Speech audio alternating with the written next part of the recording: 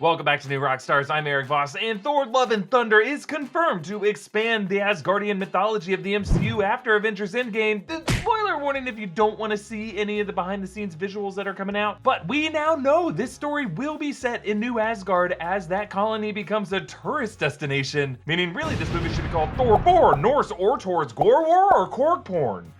And if you look closely, you can see how exactly this movie will pick up the forgotten pieces of Mjolnir, why Jane Foster becomes the mighty Thor, and how this film will connect to the Guardians of the Galaxy and even the Eternals. So I'm gonna break it all down, but don't worry, I'll leave out Korg's porn. It's just rocks. Get that out of here. Korg might be watching. Okay, the latest images from the Thor 4 set show the constructed town of New Asgard, which, as we saw in Endgame, is located in Tonsberg, Norway, the location of Odin's death, Hela's destruction of Mjolnir, and that church where Odin had the Tesseract hidden until Red Skull found it. And now in Love and Thunder, the location has turned from a coastal fishing village to a full-fledged tourist attraction and theme park, it looks like. Notice how one structure reads Asgard Tours Aerial Sightseeing, with a nearby Viking boat equipped with these seats with shoulder harnesses that you would see on a roller coaster, meaning the Asgardian residents might use their Asgardian magic to make this boat fly and give visitors a thrilling view of the place. And let's be honest, this will inevitably lead to an actual version of this ride at the Avengers campus in the Disney parks. A brilliant move by Taika Waititi, allowing him to both make fun of this kind of commercialization while still profiting from it. And this all fits in with the other visuals we have seen from the Thor 4 set, including a theatrical stage where the Asgardian actors who played the counterparts to the characters in Loki's play and Thor Ragnarok, including Chris Hemsworth's brother, Matt Damon, and Sam Neill, all come back here, and now joined by Melissa McCarthy as the stage actor version of Hela, all to restage that cliffside scene in Ragnarok, which actually took place very close nearby to this, now carved into marble steps leading up to the boulders where Odin sat the moment he dissipated. But to the right of that is this park's central attraction, the Mjolnir Shrine. See, they must have dug out the terrain around the grass where the shards of Mjolnir fell to the ground, forming a kind of turf pedestal where visitors can marvel at the shattered Uru, kind of something between the sword and the stone at Disney and the shards of Narsil, the sword that was broken in The Lord of the Rings. And the fact that they were unable to lift the pieces of Uru even as broken chunks tells us that Odin's worthiness charm must still be in effect, similar to how Narsil was still sharp. And really, its brokenness was what allowed Sauron's hand to be cut off. And I believe that theme of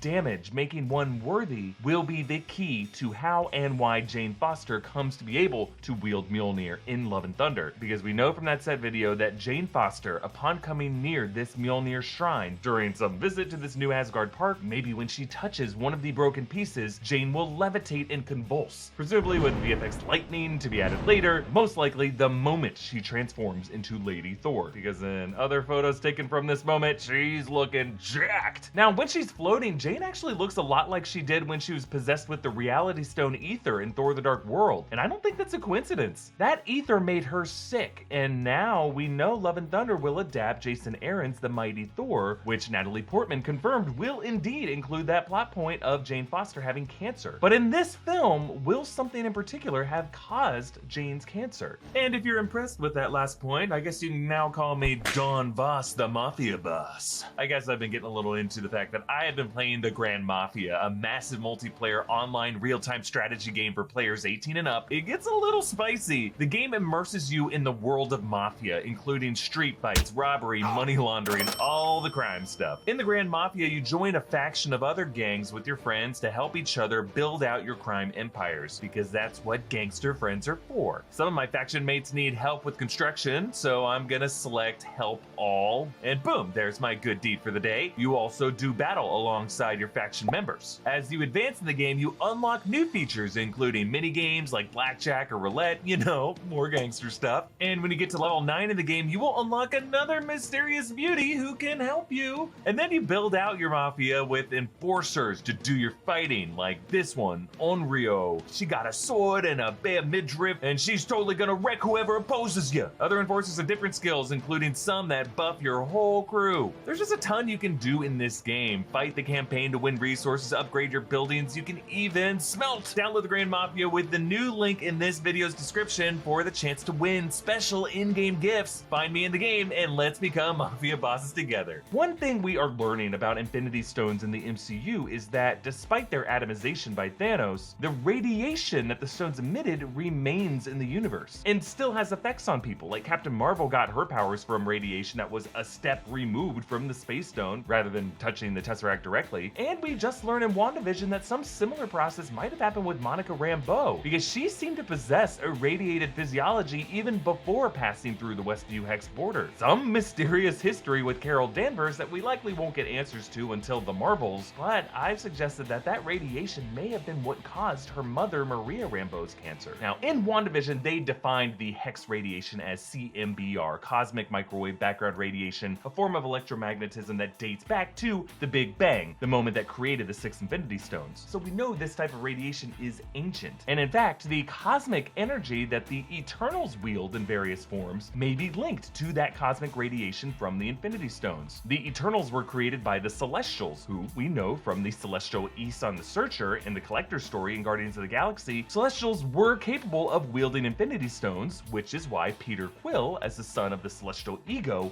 was also capable of wielding a Power Stone. It might even be the same kind of radiation that Ego used to give Meredith Quill that brain tumor. Yeah, the gods of the Marvel world, not the best people so far, which is why we got a Godbutcher in this movie. Love and Thunder's villain is going to be Gorr the Godbutcher, played by Christian Bale, and I think we can expect Gorr to be on a warpath to execute all gods and god-level beings of this Marvel universe. And I suspect that might include an early in the film scene with Zeus, played by Russell Crowe in this film, assassinated by Gorr with his famous weapon, All Black the Necrosword, a weapon that we know can kill gods, because technically in the comics it's the same blade that decapitated the Celestial that Nowhere once was. And now I think the next of Gorr's targets will be Asgardians like Thor and Valkyrie, as well as Celestials, Eternals, and Celestial descendants like Peter Quill, which explains his and the Guardians of the Galaxy's involvement in this movie, and anyone else marked by Infinity Stone radiation, and that includes Jane Foster, after her exposure to the Reality Stone, radiation that may have left her with cancer, but also now makes her worthy of wielding a reforged Mjolnir due to Odin's persisting worthiness charm that now powers up Jane into the mighty Thor. That's how you get Jane Foster Thor in a plot with Thor, Valkyrie, and other Asgardians of New Asgard, and the Guardians of the Galaxy, as Gorr the Godbutcher comes for all of them. Comment down below with your thoughts on this theory, follow me on Instagram and Twitter at EA Voss, and check out our great merch options at newrockstarsmerch.com. Subscribe to New Rockstars for breakdowns of everything you love. Thanks for watching. Bye.